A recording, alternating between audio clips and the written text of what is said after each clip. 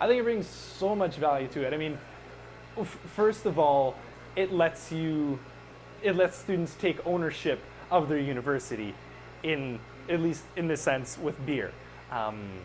So say we're Reggie's to reopen and serve Brasseurs Illuminés beer, or even this Burritoville restaurant, if it goes through and becomes a student-run cooperative and serves Brasseurs Illuminés beer, everything kind of comes full circle, because then members from the student body can be a part of the co-op, they can help brew the beer, and then they'll be eating at the restaurant with their friends, and they will drink the beer that they help brew, and they'll see that whole process from brewing to distribution to the whole thing. So I think it's really, really neat in that sense that students will regain sort of ownership in a sense of this part of student life. And I mean, beer is a very large part of student life, depending on where you're at.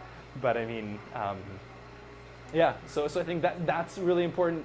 Concordia also has a lot of there's a lot of energy.